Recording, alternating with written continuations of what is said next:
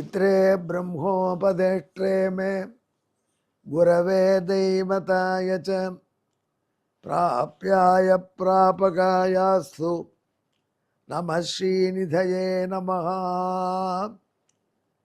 नमो वेंकटेशाय वेंकटत्वरैवार्क नमः।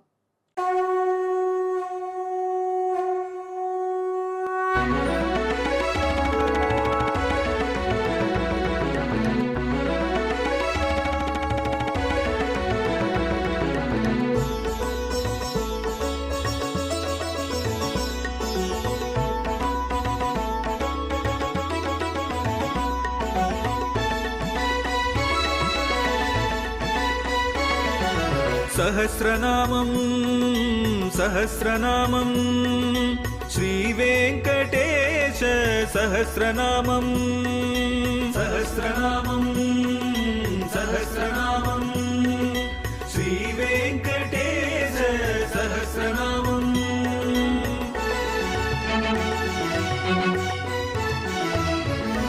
உலகில் கலிவினை தோஷம் அகற்றும் நாமம் சஹஸ்ரநாமம். உயர்வுகளை வாழ்வில் அளிக்கும் நாமம் சஹஸ்ரநாமம். திருமலையில் தினம் அர்ச்சனை நடைபெறும் நாமம் சஹஸ்ரநாமம்.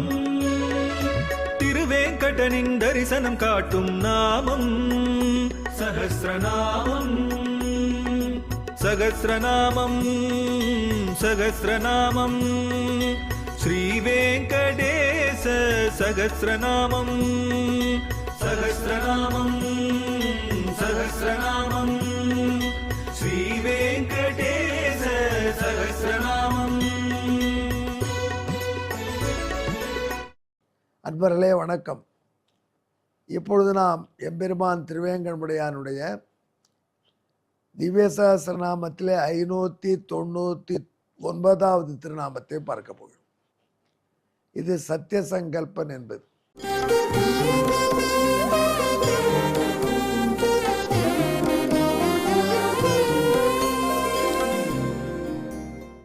பகவான் ஒரு சங்கல்பம் செய்தால் எப்படியாவது நிறைவேற்றிடுவோம். நான் இப்போ உங்களுக்கு சொல்ல போகிற வரலாறு ஒன்று இருக்குது. அது ஏற்கனவே நீங்கள் கேட்டிருப்பேன். அதாவது சத்யபாமா தேவியின் தகப்பனார் இருந்தார் சத்ராஜித். பெரிய சூரிய உபாசகர், துவாரகையில் இருந்தார்.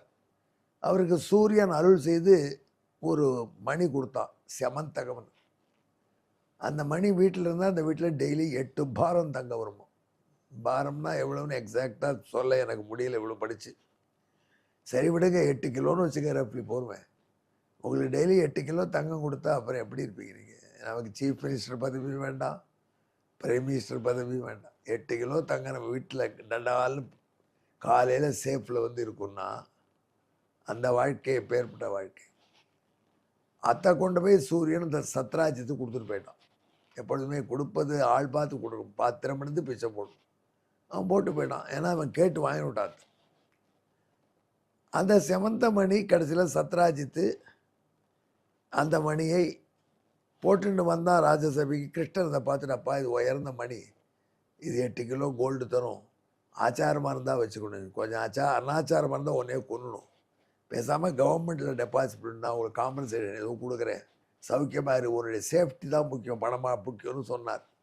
நான் திங்கிட்டு கொடுக்க மாட்டேன்ட்டான். பயம் பிடிச்சி விடுது, கிருஷ்ணன் எப்படியாவது பிடிக்கிடுவான்னு. துவாரகை தீவில் தானே அவங்கெல்லாம் இருக்காங்க. அவன் தம்பி பிரசேனர்கிட்ட அந்த மணியை கொடுத்து போட்டுட்டு கழுத்தில், நீ மெயின்லேண்ட் பாரத்துக்கு போயிடு, அங்கே நம்ம ஃப்ரெண்டு ஒன்றை வந்து காப்பாற்றுவான், அழிச்சு போவான், அங்கே சௌக்கியமாக இரு, நானும் வந்து ஒரு நிம்மதியாக இருக்கலாம், இந்த ஊரில் இதை வச்சுன்னு வாழ முடியாது அப்படின்னு அனுப்பிச்சான். அவன் இந்த ஐலண்டை கடக்கிறதுக்குள்ளேயே அல்பசிங்க வந்துடுத்து, நேச்சர்ஸ் கால். அதுக்காக என்ன பண்ணிவிட்டான், டமால் நேச்சர் காலை ஆன்சர் பண்ணிடுவான், கை கால் அலம்பெல்லாம் அந்த மணியை போட்டுட்டு நேச்சரை காலை ஆன்சர் பண்ணதுனால ஆபத்து வந்துடுதோ. ஒரு சிங்கம் அங்கேருந்து காட்டு அவனை பார்த்தது. அவன் கழுத்தில் செக்கச்சவையில் மணி முன்ன ரத்தம்னு நினச்சி ஓங்கி ஒரு போடு போட்டுது, அவரை கொண்டுது, மணி எடுத்துன்னு கிளம்பித்து. அப்போ அங்கே ஒரு கரடி வந்து, அதுக்கு தெரிஞ்சு போச்சு அது பிரம்மதேவனுடைய சங்கல்பத்தில் பிறந்த பிள்ளை ஜாம்பவான். 3 அவதாரமாக இருக்குது, திருவிக்ரம அவதாரம், ராம அவதாரம்லாம் இருக்குது.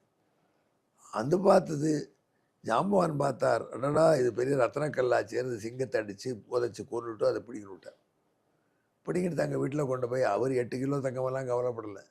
அதை கொண்டு போய் அவருக்கு ஒரு 2வது மனைவி அப்சரஸ், அவளுடைய பொண்ணு தான் ஜாம்பவதி பேரழகி. அவளுக்கு ஒரு தம்பி சுகுமார், அந்த சுகுமார் படுத்துட்டுருக்கான், அந்த தொட்டில் மேலே கட்டி வச்சுட்டார். அதற்குள்ள துவாரகையில் முழுக்க ஒரே பேச்சு, எங்கே போனான் பிரசேனன்? ஹேபியஸ் கார்பஸ் சொல்லுவாங்களே, பிரசேனனை கொண்டு வந்து கொடுக்கணும். அது எங்களுக்கெல்லாம் கிருஷ்ணன் மேலே தான் சந்தேகம் விட்டாங்க. கிருஷ்ணன் இந்த பிரசேனனை தேடி போய் அவன் குதிரைச்சூடைகளை பார்த்து, கடைசியில் அவன் மாண்டு கிடக்கிறதையும் பார்த்து, அந்த அவனை அடித்த சிங்கம் மாண்டு கிடக்கிறதையும் பார்த்து, ஒரு கரடியினுடைய காலடி சுவடை பின்பற்றி அந்த குகைக்கு வந்து உள்ளே நுழைய போனவரை ஜாம்பவானை தடுத்து நிறுத்தினார். போரிட்டு ஜாம்பவானோடு 21 நாள் போரிட்டு கடைசியில் ஜாம்பவான் வந்தது ராமவீரானுடைய வடிவம்னு தெரிஞ்சு தன் பெண் ஜாம்பவதியும் அந்த மணியும் கொடுத்துட்டார். அவைகளோடு வந்த கிண்ணபிரான் மணி இப்போ கிருஷ்ணன் தான் எடுத்து அவன் தான் நான் கான்கரபடி மீட்டு வந்தான். இருந்தாலும் பிரசேனன்ட்ட கொடுத்துட்டு நம்ம சத்ராஜிட்ட கொடுத்துட்டான். சத்ராஜ் அந்த மணியை வாங்கிட்டவன், ஐயோ கிருஷ்ணன்ட்ட விரோதமாகிடுதுமே, டேஞ்சரானோ, கிருஷ்ணன் நமக்கு ஆபத்து பண்ணக்கூடாது, பெஸ்ட்டு திங்கன்னா நம்ம சத்யபாமாவை கிருஷ்ணனுக்கு கல்யாணம் பண்ணி கொடுத்துட்டான். கிருஷ்ணனையே பிடிக்காது, வேறு வழி இல்லாமல் கிருஷ்ணன் மாப்பிள்ளையாக முடியாது. எல்லாம் பாலிட்டிக்ஸ் தானே. கிருஷ்ணன் மாப்பிள்ளையான உடனே நிம்மதியாக இருந்தாமல் அப்போ பாண்டவர்கள் மாண்டு போனாலும் கேள்விப்பட்டு கண்ணபிரான் நேராக அஸ்தினாபுரத்துக்கு தனியாக தேரில் போனார். துக்கம் விஜயாருக்கு. கண்ணன் ஊரில் இல்லாத டயத்தில் இந்த சத்ராஜித்தை கொன்று அந்த மணியை நாம் எடுத்துடுவோம் என்று 3 பேர் திட்டம் தீட்டினார்கள். 4 அடி மாதிரி 3 கோட்டணி. அந்த 3 ஒருத்தர் அக்ரூர், பெரும் பக்தர் கிருஷ்ணனுக்கு. இன்னொருத்தன் சுதன்வா, இன்னொருத்தன் கிருதவர்மா. கிருதவர்மாவும் காவல் காத்தான் வாசலில். அக்ரூர் பேக்கல் இருந்தார். இந்த சுதன்வா அவனை கொன்னான். யாரை? சத்ராஜித்தை. ராத்திரி படத்தில் வர மணியை தூக்கிட்டு நான் வெளில வந்தான். அப்போ தான் அவனுக்கு பயம் பிடிச்சி கொடுத்து, இந்த மணி கையில் இருந்தால் நம்மளுக்கு சாட்சி அழிவு தான் கொண்டு இருக்கான்னு. அதனால் அக்ரூர்கிட்ட கொடுத்துட்டான். உன்னை யாரும் சந்தேகம் மாட்டான், உங்கள் வீட்டில் ரைடு வராது, கிருஷ்ணனுக்கு ஃப்ரெண்டு நீ, அப்புறம் பார்த்துக்கலாம். 3 பிரிந்தார்கள். சத்யபாமை தகப்பனார் எழுந்த துயரத்தில் தனியாக தேரை ஒட்டி கொண்டு அஸ்தினாபுரம் சென்று கிருஷ்ணன் அழைச்சிட்டு வந்துட்டான். கிருஷ்ணனுக்கு உள்ளூர சந்தோஷம், தொலைஞ்சா மாமனார் ரவுடி அப்படின்னு தான். இருந்தாலும் வெளில சொல்ல முடியுமா? சத்யபாமாவுக்கு அழுதார். அங்கே பார்த்தார். அப்புறம் தான் தெரியுது சுதன்வாவை இந்த கிருதவர்மா அதே மாதிரி நம்ம அக்ரூர் 3 திட்டம் போட்டு பண்ணியிருக்காங்க. அப்போ என்ன பண்ணான் பகவான்? அக்ரூரை கூட்டு விசாரிக்க வேண்டியதானே, செய்யலை. சுதன்வாவை கூட்டான். அவன் சுதன்வாவை கிருஷ்ணன் கூப்பிட்றான்னு ஓட ஆரம்பிச்சிட்டான். சுதன்வாயை துரத்தி கொண்டு கிருஷ்ணனும் பலராமனும் போனார்கள். பல காதங்கள் போனார்கள். குதிரையில் போகிறான் அவன். கடைசியில் நேபாள் கிட்ட பார்டரில் இந்த குதிரை கீழே விழுந்து மாண்டு போயிடுச்சு. அப்போ அந்த இடம் சதுப்புனாலும் தேரை அங்கே ஓட்டக்கூடாதுன்னு கிருஷ்ணன் நிறுத்தி, பலராமன் நீ கவலைப்படாதன்னா நான் போய் பார்த்துடுவேன்னு போனார். அங்கே போய் சுதன்வாவை பிடிச்சி அவன் சோதனை போட்டார். அவன்கிட்ட மணியே இல்லை. மணி தான் அக்ரூர்கிட்ட இருக்கு. கிருஷ்ணனுக்கு அது தெரியும். மணி இருக்கா அப்படின்னு கேட்டார் பலராமன். இல்லை அண்ணான்னார். புழுகா, நான் பங்குக்கு வந்துடுவேன்னு என்கிட்ட இல்லைன்னு புழுகிற நீ. ரொம்ப புழு, சின்ன வயசுலேயே வெண்ணெய் திருட்டு புழுகிறவன் தானே நீ. அதனால் உன்னோட எனக்கு துவாரைக்கு வர பிடிக்கவில்லை. நான் இங்கே பக்கத்தில் என் நண்பன் இருக்கான், ஊருக்கு போகிறேன்னு போயிட்டார் பலராமன். சண்டை ஆயிடுச்சு. பலராமன் கூட கிருஷ்ணன் சந்தேகிப்பாரான்னு நினைக்காதீங்க, அது ஒரு நாடகம். ஏன்னா பலராமன் கிருஷ்ணன் சண்டை போட்டிருக்கான்னு கேள்விப்பட்டு துரியோதனன் பலராமன் வந்து கதாயுத்தம் பயின்றான். அந்த கதாயுத்தம் பயின்ற திமிரில் தான் நிறைய தப்பு பண்ண போகிறான்லாம், அழிய போகிறான். அதுக்காக அந்த ஏற்பாடு. கதாயுத்தத்தில் பலராமன் தான் அந்த காலத்தில் ரொம்ப கெட்டிக்கார். கண்ணபிரான் ஊருக்கு வந்தார். கொஞ்ச நாளைக்கு அப்புறம் அண்ணாட்ட வந்தார். என்னன்னா சண்டை போட்டு துரியோதனை படித்து முடிச்சுட்டான்னு தெரிஞ்சுட்ட அப்புறம் வந்து, என்னன்னா நீங்கள் சண்டை போடையில் வாங்கன்னு அழிச்சுட்டு வந்துட்டார் ஊருக்கு வந்தாச்சு. மணி எங்கே? மணியே தெரியல. ஏன்னா அக்ரூர் என்ன பண்ணிட்டார், காசிக்கு போயிட்டார். கிருஷ்ணனுடைய ஆட்சிக்கு வெளியில் போய் அங்கே தினம் வெள்ளி பண்ணுறார். தினம் வெள்ளி பண்ண அக்ரூருக்கு யார் பணம் தரா? 1 1 2 1க்குள்ள 1 புரிவு எடுத்து கிருஷ்ணன். அக்ரூர் தான் வச்சுருக்கான் மணியை. இங்கே துவாரைக்கு வானா வரமாட்டான். ஏன்னா கையங்களவும் மாட்டிப்பானே. அக்ரூரோ பெரிய பரம பக்தன். அவரை சில பேர் கூட்டா, துவாரைக்கு வாயப்பா, அங்கே யாகம் பண்ணேன். ஐயோ நாங்கள் வரமாட்டேன், கிருஷ்ணன் அவன் மாமனாரை கொன்னவாள் நானும் ஒருத்தர் நினச்சிட்டு இருக்காரு ஆபத்து கொண்டு வரட்டான். அப்போ துவாரகையில் வறட்சி. துவாரகை பெரியவர்கள் கிருஷ்ணன் சொன்ன அக்ரூர் நல்லவன், அவன் இருந்தால் மழை பெய்யும், நன்னார் ஒருவரே அவர் பொருட்டு எல்லாருக்கும் பெய்யும் மழைன்னு அவ பாட்டி கூட பாட்டிருக்காப்பா, அவளை அழிச்சுட்டு வந்துடலாமே, நீ சொன்னால் வருவான், பயப்படுறான் அவங்ககிட்ட, அவன் மாமனாரை கொலை பண்ணினவாளில் சேர்ந்தவன், நீ கொண்டுடுவோ அவரேன்னு தாராளமாக அக்ரூரை வர சொல்லணும். அக்ரூர் மணியை பிடிச்சிட்டு வந்துட்டார். கண்ணபிரான் சபைக்கு அக்ரூர் வந்த உடனே, நிறைய வேலி பண்ணையா, நீ வந்தால் இங்கே மழை பெய்யும்னா மழை பெஞ்சு கொடுத்து நீ வந்த உடனே ரொம்ப நன்றி அக்ரூரா அப்படின்னு வரவேற்றார். அப்படி அக்ரூர் கொஞ்சம் சரி கிருஷ்ணன் நம்ம மிஸ்ஷிப் தெரியலேன்னு சௌக்கியமாக இருந்தான். சத்யபாமா பக்கத்தில் உட்காந்துருக்கான். ஏன்னா எங்கள் அப்பா மணி என்னாச்சுன்னு கேளுங்க, இவன் தானே ஆள், அந்த 3 பேரில் பாக்கி இருக்கிறவன், சுதர்மா செத்து போயிட்டான், கிருதவர்மா எனக்கு ஒன்றும் தெரியாது, அக்ரூர் தான் எடுத்துகிட்டு போனான்னு சொல்கிறான், அதனால் கொஞ்சம் கேளுங்களேன் அப்படின்னு நைஸாக கிருஷ்ணனை தட்டி விட்டா. எதிராக இவன் சும்மா இருக்க மாட்டான் போல இருக்கே அப்படின்னு பகவான் பார்த்தார். பலராமர் சொன்னார், கிருஷ்ணா நீ என்னவோ நாடகம் போடுற பண்ணி உங்கள்கிட்ட இல்லை, இவன்ட்டு யார்ட்டையும் இருக்கிட்ட, இவன்ட்டு இருந்தால் கொடுக்க சொல்ல அப்படின்னு அவர் பார்த்தார். கண்ட போய் உக்ரசேனர் உட்காந்துருக்கார் ராஜா. கிருஷ்ணன் சொன்னார், நண்பா அக்ரூரா, இந்த மணியை நான் திருவிட்டேன்னு எல்லாரும் நினைக்கிறேன், மணி என்னவோ உங்கள்கிட்ட இருக்கு எனக்கு தெரியும், நான் உனக்கு ஒன்றும் ஆபத்து செய்ய மாட்டேன், அந்த மணி இருக்கிறத மட்டும் கொடுத்துருவோம். உடனே அக்ரூருக்கு அழுக வந்துடும், கிருஷ்ணனுக்குலாம் துரோகம் பண்ணியிருக்கான், எங்களுக்கு மன்னிச்சுக்கோ கிருஷ்ணா அப்படின்னு சொல்லி அந்த மணியை வச்சான். ஏன்னா இந்த திருடன் இருந்தால் தான் ஊரில் மழை பெய்யுன்னு சொன்னீங்களே, நான் இவன் தான் திருடின்னு போயிருக்கான் பாரு, நல்லார் ஒரு உழல் அவர் பொருட்டு எல்லாருக்கும் பெய்யும் மழைன்னு உளறிட்டு இருந்தேன், இது தீயவன்னா கல்வன்னா அப்படின்லாம் சொல்ல கிருஷ்ணன் மணியை வச்சு விடுனார். வச்சான். இப்போ மணி நடுவில் இருக்குது. அந்த மணி மீது அன்போடு பார்க்குறா யார்? சத்தியம் அவள் மணி. அது பலராமனும் பார்க்குறார், இந்த மணி இருந்தால் நிறைய ஃபாரின் சரக்கு அடிக்கலாம். அப்போ கண்ணபிரான் சொன்னான், பலராமனும் ஆசைப்படுறா, சத்யாவும் ஆசைப்படுறா, ஆனால் அந்த மணி வச்சுக்கிற ஆச்சாரமாக இருக்கணும் அக்ரூரா. பலராமன் ஆச்சாரமாக இருக்க முடியாது, அதாவது தீர்த்தமான மணி ஆச்சாரமாக எப்படி இருக்க முடியும்?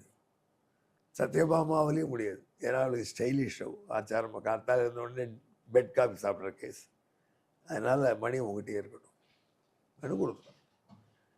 கல்வனுக்கு மணி கொடுத்தானே, நான் அன்றைக்கே சங்கல்பிச்சான், இந்த மணி இவ்வளோ தங்கம் தந்தால் இது வேள்வி பண்ணுறவன்ட்டு தான் இருக்கணும், அது நம்ம நம்ம அக்ரூரன் தான் இதுக்கு லாய்க்கு அப்படின்னு அவனுக்கு அது கொடுப்பதற்கு இத்தனை நாடகம் ஆடி கொடுத்தான். தான் சத்திய சங்கல்பம். ஒரு சங்கல்பம் செய்தால் பகவான் நிச்சயமாக சத்தியமாக நம்மை காக்க வேண்டும் என்று தீர்மானித்தார் திருவேங்கடமுடையான். நம்ம மீது நேர ரயில் என்ஜினே ஏறினா கூட காப்பாற்றி விட்டுரும். அதான் சத்திய சங்கல்பம். எங்கே இதற்கான ஸ்லோகத்தை கேளுங்கள்.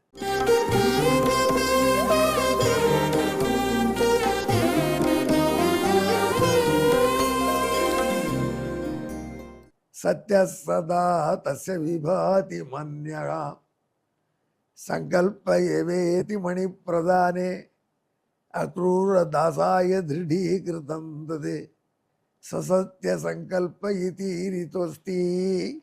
இதற்கு தமிழ் கேளுங்கள்.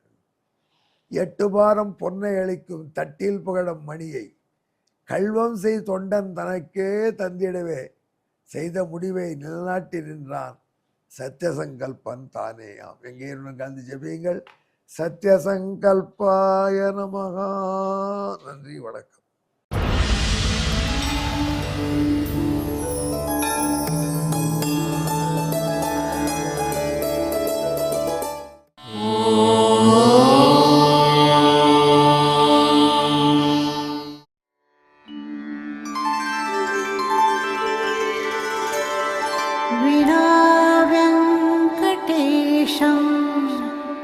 ननाथो ननाथः सदा वेङ्कटेशं स्मरामि स्मरामि. हरे वेङ्कटेश प्रसीद प्रसीद. प्रियं वेङ्कटेश प्रयच्छ प्रयच्छ.